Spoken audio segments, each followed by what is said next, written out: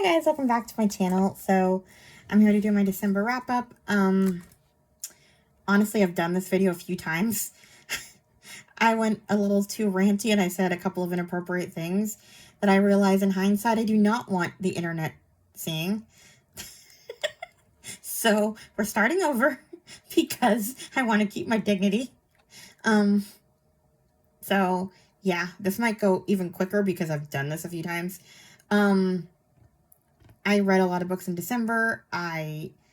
It's Christmas. A lot of books are shorter, novellas, stuff like that. So yeah, I participated in 2 readathons, Tinsels and Tales, and Debbie December. So I'll tag the co-hosts for those. So yeah, I did not really participate in the prompts for Debbie December the way I did for Tinsels and Tales. So first book, A Book with Christmas in the title, The Wish Book Christmas by Lynn Austen. I heard about this one from Katie from Paperbacks and Ponytails. I gave it 4 stars. 2 boys are kind of being greedy with the toy catalog. They want everything. Their moms try to teach them the meaning of Christmas. The only reason I gave it 4 stars is because I feel like the ending kind of turned me off. It's like, okay, if you want to teach your kids the reason for the season and all of that, you don't end the story with giving them everything they want anyway. Like, yeah, they did all these good deeds, but they still got the stuff that they were demanding at the beginning of the book. Just in a different way, but I don't know. I think if I were writing the book, I would have had them get not very much and have been happy with it. But yeah, they ended up having their cake and eating it too, which was annoying. I'm grinchy, but I'm trying to tone it down a little because I don't want to do this video again. Next is a book with a holiday romance. I read Once Upon a Christmas Carol by Melody Carlson. It's her newest one. I gave it 4 stars. It's about Carol. She's not a fan of Christmas. She's on her way to the Bahamas, gets stranded and I forget where, and her mother's estranged sister lives where she's stranded, so she ends up going there, and her aunt's injured. She's never met this woman, but yeah, it's great. She meets a guy. The romance is good, but I loved her aunt. Her mom kind of sucks, so it's kind of cool that she has the aunt. She meets her and everything, and it's very Christmassy, very fun. I don't know. I enjoyed it. It was fine. Then I read a book with a movie adaptation. I read The Christmas Ring by Karen Kingsbury. It's about a widow who loses her family's heirloom Christmas ring. And right after her daughter starts college, she's at this antique shop looking for the ring. She falls in love with the guy that works there. And they start to have a thing, but then turns out that his father is trying to sell her ring, so yeah. It's a whole thing about trying to get the ring back, and yeah. It was okay. I don't know if I'm going to watch. I haven't watched the movie yet. It wasn't one of my favorite of her books. So, yeah, it was fine. Then I read The Christmas House by Beverly Lewis. I gave it some 4 stars. This takes place in Hickory Hollow, where a lot of her books take place. In this one, we have Liz. She has a little a buggy touring business, and she does like a Christmas tour, where she passes this Christmas house. Basically, a non-Amish family bought a house in the area, and no one's happy with it, especially at Christmas time when they deck it out and, well, as non-plain as you can get. It's very gaudy, but it makes for great business. So Liz is very torn because it gives her good business. People want to see it when she's touring them around in the buggies. But she understands why everybody's mad about it. And she gets to know the family. Oh, yeah. And the love interest. Her father and brother have to go away for something or other. And they have... I already forgot his name. Matthew. They have him help her out with the tours. So, yeah. It was fine. Then I read A Christmas Mystery, A Wonderful Christmas Crime by Jacqueline Frost. It's the newest Christmas Tree Farm book. It was great. My first 5-star. Then I read a duology, The Christmas Remedy and A Christmas Haven. They're both about, well, they're two sisters. So in the first one is about, what's her name?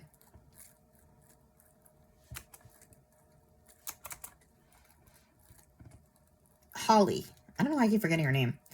But yeah, Holly is unusual because she was allowed by her bishop to get her GED and become a pharmacy tech. But the catch is she can't get married. And of course she finds a man that she wants to marry. And in the second one, we have her sister who wants to be a party planner, but that's not really allowed in Amish culture. So she kind of wants to leave the Amish, and it's a whole thing.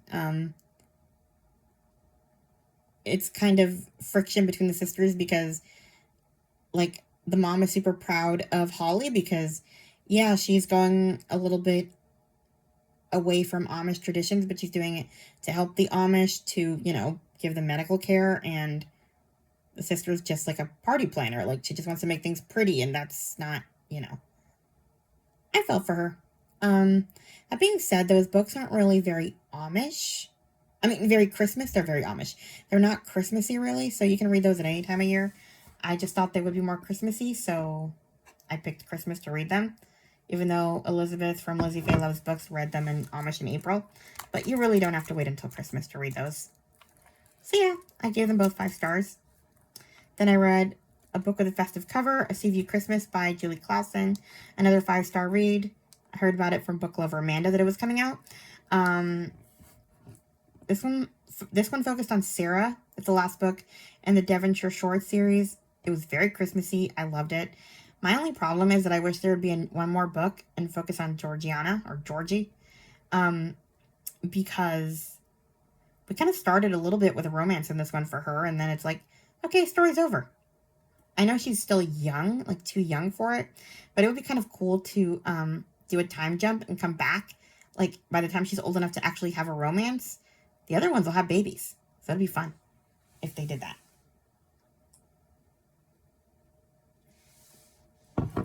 I'm drinking tea, trying to get through this because I've done this a lot of times. A book that's been on your TBR since last Christmas. I read Christmas on the Island and Christmas at the Island Hotel by Jenny Colgan. First one I gave 5 stars. Second one I gave 4 stars. It's part of the Island of Muir series. Can't really talk about it because part of the series. But yeah, those are the next 2. I'm reading those seasonally because they all take place at different times of year. So yeah, the next one's called An Island Wedding and it takes place in the summer. So we'll have to wait for that. Then I read The Christmas Book Flood by Rosanna M. White. I gave this 5 stars. I loved this. Heard about it from Lou from Christian Faith and Fiction. It takes place in New Zealand. Iceland. I don't know why I said New Zealand. Iceland. We have Tatiana. She's looking forward to having her niece, Elia, for Christmas. Elia's parents are unable to have her. Her mom is like on bed rest with a high-risk pregnancy, and her dad was injured in the war. So they're kind of struggling. They can't really give her a Christmas. So Tatiana is like determined to give her this great holiday, only to find out that their publishing house is being swarmed with book orders. So everybody kind of has to like halt everything else they're doing and fill those orders. And she thinks that Ellie is going to be miserable, but she's not. She loves it. I mean, it's like every kid's bookish dream. And then we have her the potential love interest. We have Anders. He's an editor who unwittingly is editing her writing. She's writing under pen name.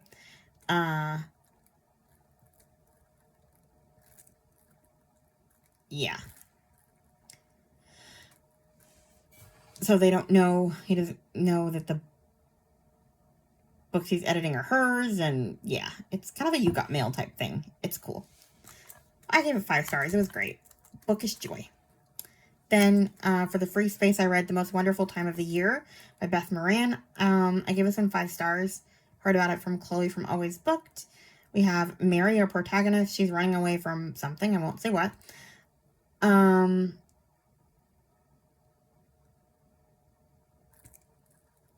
But she's pregnant. She's living like in this little cabin in the forest.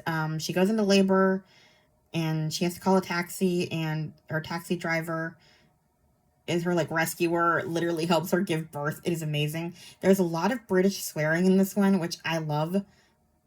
There's just something about British swearing that brings me joy. It just sounds so funny to me. Anyway, but yeah, she gives birth and the town helps her out, and she starts to get to know people in the town. I love Beckett's grandpa who lives with him. He's hilarious, irreverent, and just funny. And yeah, it's just a bunch of found family. 5 stars. Okay, here's where I got myself in trouble with these next few books. I need to take a deep breath and be nice.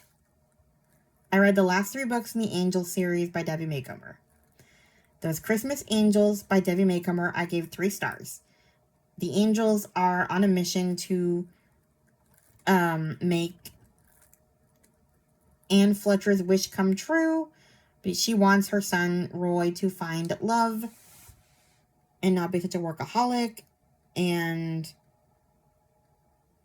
I hated this book because Roy, in my personal opinion, is terrible and I don't think deserves anyone. Honestly, he sucks. Especially the girl he got. And I did not particularly appreciate the part of the book where her father carries her bodily out of this guy's office when she's telling him off. Like, that just enraged me. So yeah, I gave it 3 stars. Then I gave Where Angels Go an even lower rating of 2 stars. This one had 3 different stories. We have, the first one is, Mercy is assigned to an old guy whose wife, he's dying and he has like a heart issue, and his wife is like getting dementia or Alzheimer's or whatever and needs to go into a home, but she doesn't want to, and he's trying to convince her before he dies. Goodness is trying to oversee the love life of a woman who's afraid to risk commitment after a divorce. She's kind of a gamer, so that was sort of funny. She meets this guy online and she's talking to him, and the only reason that I didn't like that one is because her family is so annoying. Like, her mom, I don't know.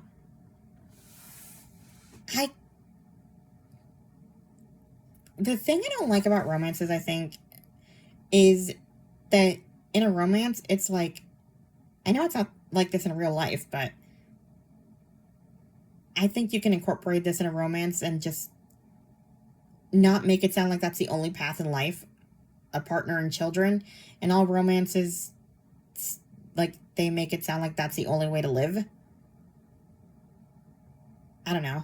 And that's always sort of bothered me, like, when people try to set their kids up because, God forbid, you don't get grandchildren and your kid is single. I don't know. That trope has always annoyed me when parents are trying to meddle. I don't find that cute. I find that enraging. And then we have Shirley is trying to grant this kid's wish to have a dog, and he's just annoying. Like, his parents are barely making ends meet and he's bugging them about a dog, and like, they're feeling bad for him, and I'm kind of like, you know what, kid? Get a reality check. They can't feed you, much less a dog. Stop whining. I don't want to hear it. There. That's what got me in trouble. I said a couple more mean things about a child. We're going to end it there, shall we? Then we have Angels at the Table by Debbie Maycomer. Thankfully, this ended on a high note. I loved this book. It was about 2 people who actually wanted to be together. They got together on New Year's Eve Will, this new apprentice angel who's hilarious, kind of set them up, sort of. And then they accidentally, like, something happened where they couldn't meet up after, so they lost touch, and then a year later, they meet up again. It's a whole thing. I mean, I love this one. 4 stars. Then, I read The Secret Christmas Library by Jenny Colgan. I gave this one 5 stars. I read a lot of Jenny Colgan this month. This one was great. We have, this one takes place in the Scottish Highlands in a castle. We have Mirren Sutherland. She was in A Christmas Book Hunt. The Christmas Book Hunt. You should read that first, because you're going to be real confused if you go into this one. But she's back with another book hunt. She's hired by this,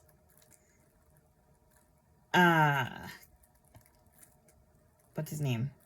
Laird, Jamie McPherson, to help him find this book that's supposedly really valuable in his family's castle. The problem is the book is really hard to find because Grandpa was a hoarder. So, yeah, it's a difficult task. And they don't even know what book they're looking for. They just know it's valuable. And we have Theo is back again, annoying rival book hunter. It was less annoying in this book, but yeah. I enjoyed it. Castles, books, family dysfunction. It was great. Then A Merry Little Lie by Sarah Morgan. I gave it some 5 stars too. But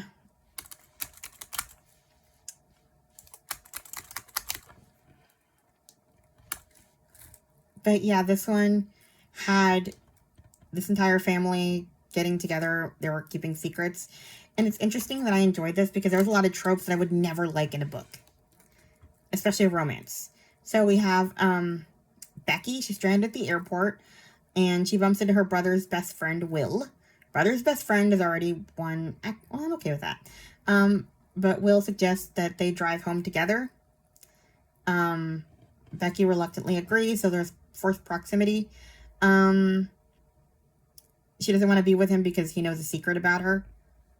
Can't really tell you what it is, but yeah. And there's some fake dating later, which I hate, but I actually enjoyed the way this happened so much that I didn't mind.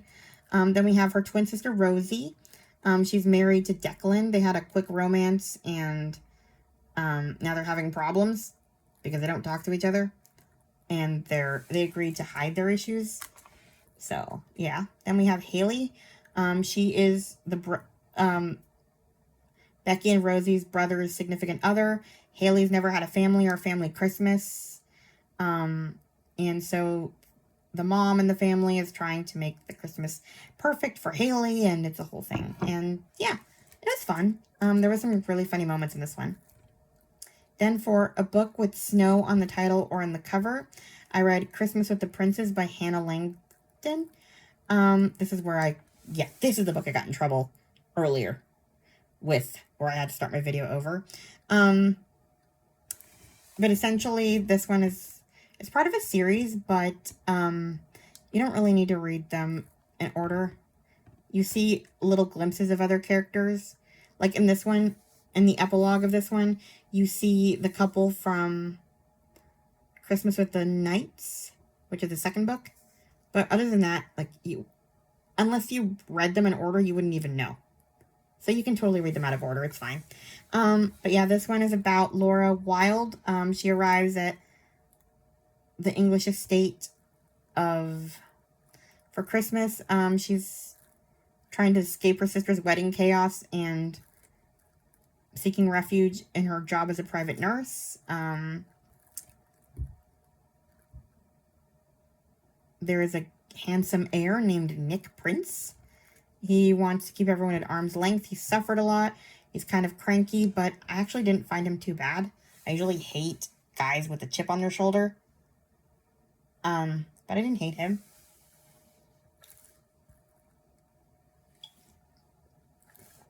He wants to escape Christmas and sell the family estate. But Laura comes in to care for his grandmother and bring Christmas joy. There's a little girl who comes into the book. This is what made me bring the book down a star. Nick's sister lives in, like, America, and she, like, gets married to this guy, and they kind of see the little girl as a nuisance. And so she basically sends her on a plane by herself all the way to England to spend Christmas with them so she can hang out with her boyfriend and I forget where, her husband, child free. And I thought that by the end of this book, Laura and Nick, that was his name, right? Nick? Would like tell the sister that they were going to keep this kid and like, you suck. Like, how could, you're a terrible mother, that kind of thing. Yeah, that's what I thought was going to happen. But no, the end, we see like the epilogue, and I'm just telling you because she's not like a super important part of the story. She's just important to me because I always want bad parents to get their comeuppance. And really all that happens is that we see the sister at the end of the book, like months later, bring the kid. I'm not going to tell you why. And she and Laura, the little girl and Laura, have a hug.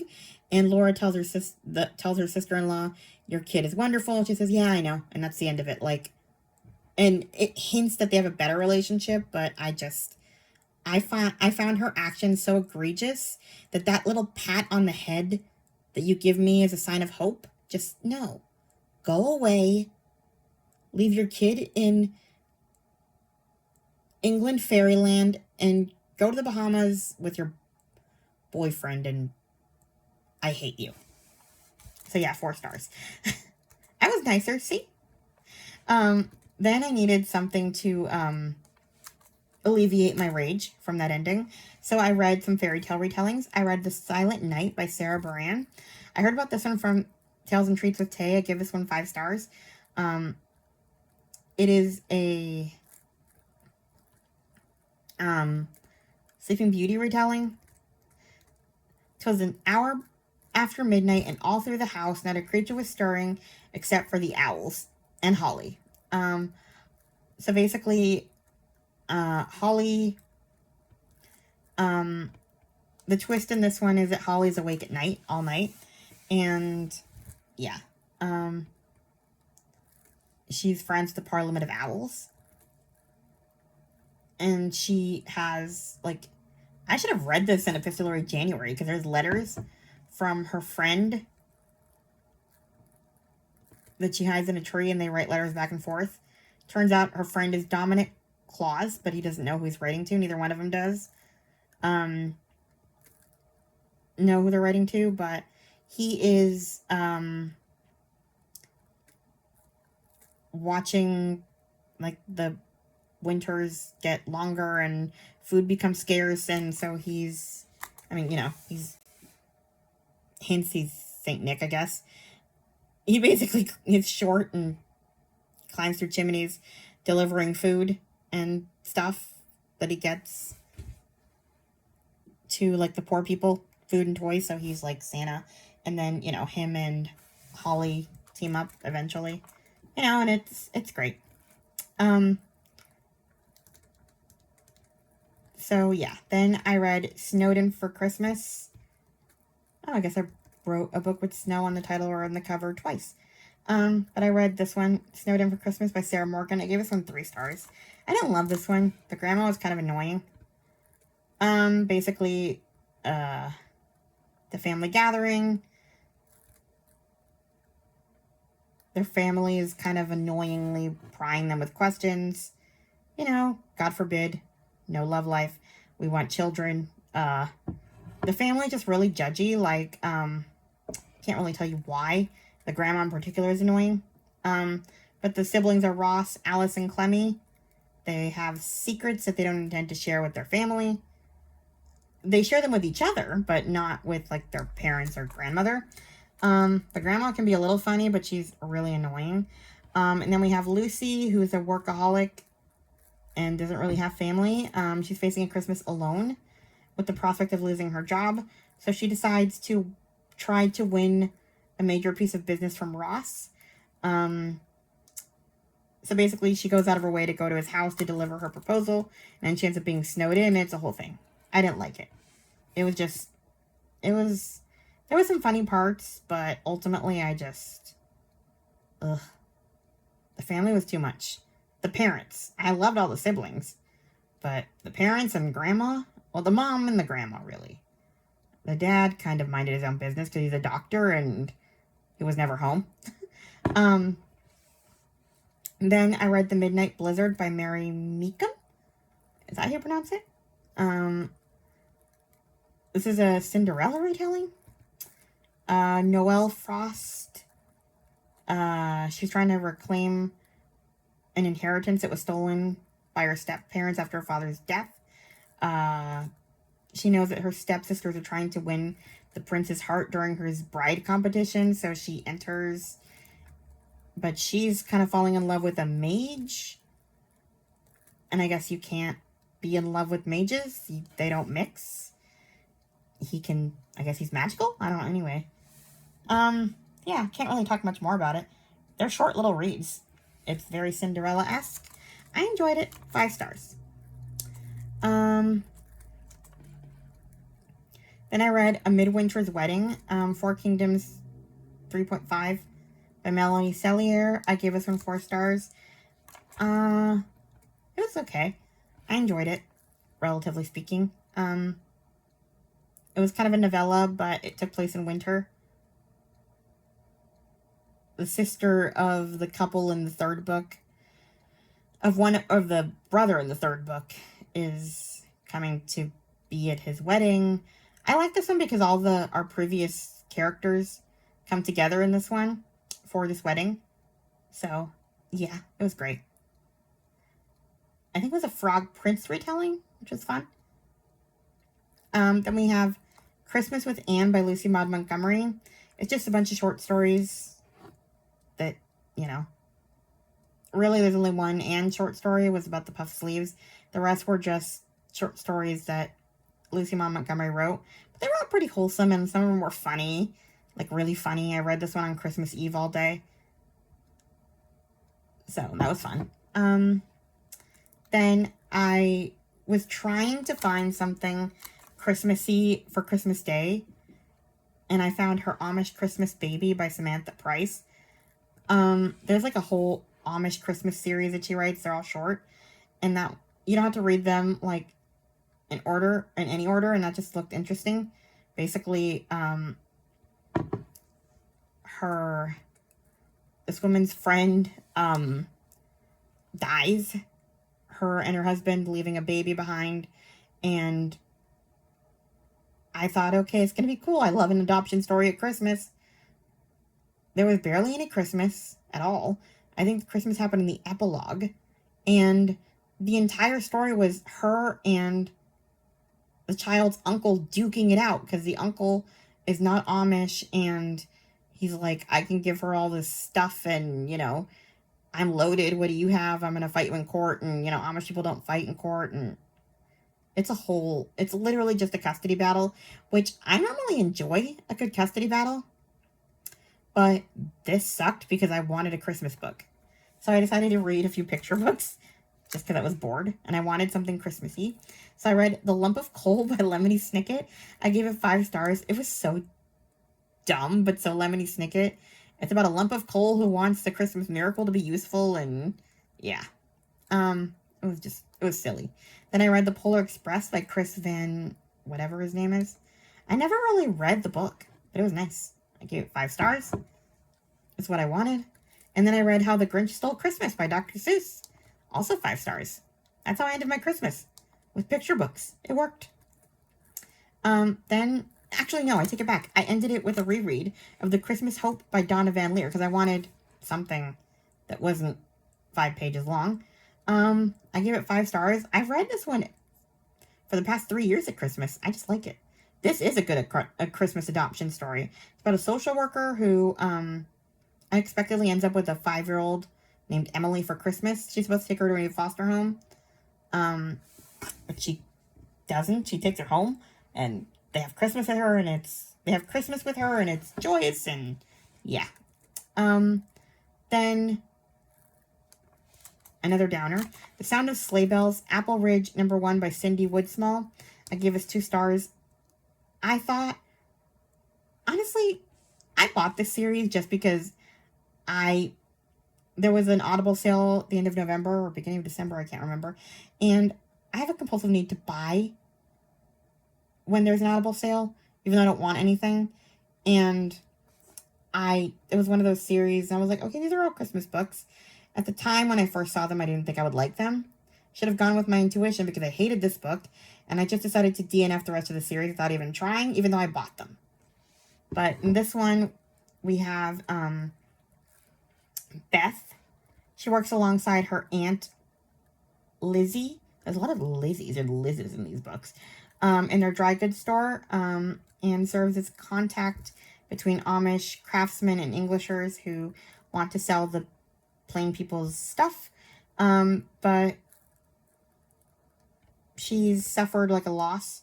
Her fiance dies, and she's like wearing dark colors, and everybody thinks she should move on already because it's been 2 years or 3 years.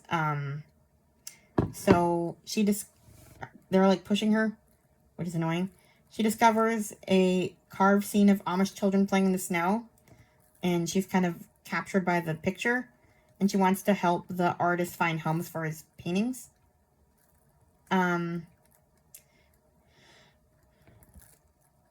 She doesn't know if the bishop will approve of the carvings or consider it idolatry, so I thought that would be interesting.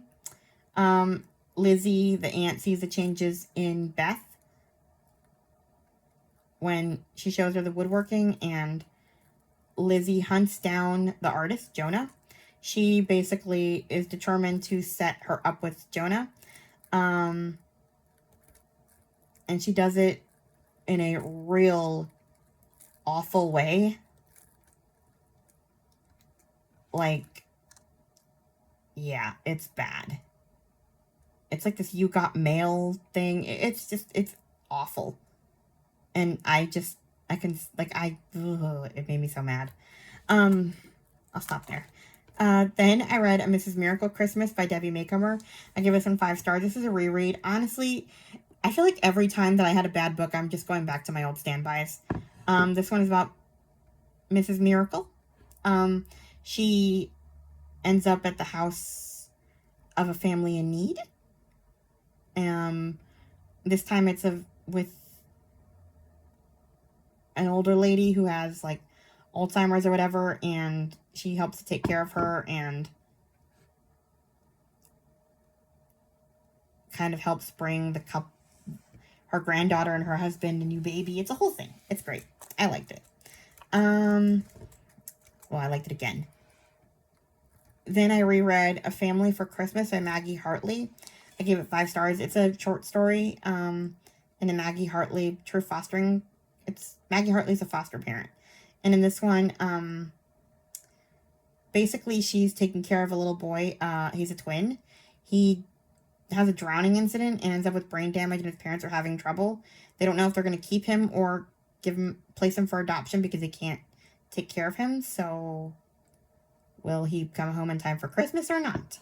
It's a true story. So anyway, 5 stars. Then I decided to read a couple of Hanukkah books.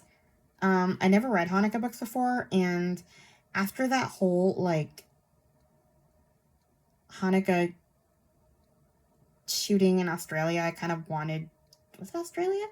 Anyway, I wanted to, I don't know, honor Hanukkah in a way. So this one is called The 8 Heartbreaks of Hanukkah by Jean Meltzer. I give this one 5 stars. There's a lot of swearing in this one, and it's not British swearing. It's about a divorced couple who can they rekindle their love this Hanukkah. So Evelyn Schwartz has the perfect Hanukkah plans, 8 jam-packed days, producing the live-action televised musical of A Christmas Carol. She's a workaholic, but she also has migraines. So she's in the middle of shooting. An accident on set lands her in the medical bay with one of her chronic migraines, and she's shocked to find her ex-husband David Adler filling in for the usual studio doctor. So yeah, they run into each other again. Then Evelyn starts hallucinating ghosts tied to her past heartbreaks, and every single one leads to David. Yeah, basically, it's A Christmas Carol, Hanukkah style. So, yeah, it was a good read. Then I read Love You a Latka by Amanda Elliott. I gave this one 4 stars. This is another one where I honestly, I was surprised I liked it as much as I did because there's fake dating. But this is really, like, it's not coercive fake dating. They make a business deal. So we have Abby Cohen. She owns her coffee shop. And Seth has been coming to her into her cafe every day, annoying her with his sunny, positive attitude. Actually, he was real annoying at the beginning of that book. Like, over the top annoying. Like, you know how sometimes you want someone to, like, just tell you that this sucks. I'm so sorry. No, this guy would just, like, well, the sun is shining today. Like, you know, just, he could not let you just rage in peace. So I, along with Abby, wanted to punch him at first. So somehow Abby gets roped into helping out with the holiday festival. This year, the town supposedly wants to do a Hanukkah festival to be more diverse, but they want to do a Hanukkah festival and still make it Christmas. Like, I don't know. I can't think of exactly what. Yeah. Anyway. Unfortunately, the local vendors don't understand that the story of Hanukkah cannot be told with light up plastic figures from the nativity scene, even if 3 wise men wear yarmulkes. There you go. I was trying to think of one example of inappropriate things they want to do with Hanukkah. Like, they just wanted to make it comfortable for the Christmas people. And Abby wanted to do it right. Make a real live Hanukkah festival Hanukkah. So she goes on a dating app to look for somebody Jewish in that area who might be able to help her out. And of course, the only one, she doesn't even realize he's Jewish, is Seth. And Seth is like, yeah, I'll help you with your holiday festival vendors. I know some people, but you have to come with me and pretend to be my date so my mother gets off my back. So, that's the story. Then we have, I think this is, now 2 more books. We have The Holiday Cottage by Sarah Morgan. I honestly read it because book lover Amanda read it. I had bought it, but I figured I would save it for next year. But then she gave it 5 stars, and I was like, all right, why not? It sounded good. So we have Imogen. She's kind of a workaholic, but she also lies a lot because she doesn't have family. And her colleagues are all about family, so she makes up this dog, and it's a whole thing. She has a mental breakdown, and she's handed vacation time for the holidays, which she never wanted. Then she gets an invitation from her favorite client, Dorothy, to stay at her guest cottage in the Cotswolds. It's very Christmassy, and there's a love interest. It's great, but Dorothy has her reasons for asking her, which we'll find out, and her daughter Sarah is not a fan of this arrangement. So, yeah, I give it 5 stars. I can't really say more. And the last book I read was Miss Bennet, Christmas at Pemberley by Lauren Gunderson. This is an Audible original. It is like watching a movie except without, well, visuals. It's like a dramatization on Audible. It's funny. It takes place in Pemberley 2 years after Pride and Prejudice. Miss Bennet is Mary. Mary is the heroine. She's sick of her role as dutiful middle sister. And, like, this book has it's just really funny. Mary is so snarky, and her sister is, like, don't know what to do with it. Honestly, they make Mary look like she's on the spectrum, which I think kind of tracks with her, honestly. You don't hear her talk too much, but in the Pride and Prejudice, but I loved her in this book. She's so funny. And the family's gathering for Christmas at Pemberley, and then there's an unexpected guest.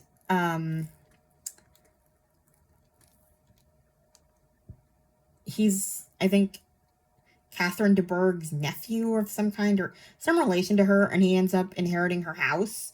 And yeah, he's just as socially awkward as Mary. He's bookish. He's like perfect for Mary, and Mary falls in love with him. And there's some Lydia antics. It is hilarious. You should listen to it, even if it's not Christmas time. It's so funny. It's available through Audible Plus, so like go get a hold of it if you're a Pride and Prejudice fan. You'll get a few cackles. So yeah, that is everything I read in December. Don't mind my rants. Please like, comment, and subscribe, and I'll talk to you guys in my next video. Bye. Stop recording video.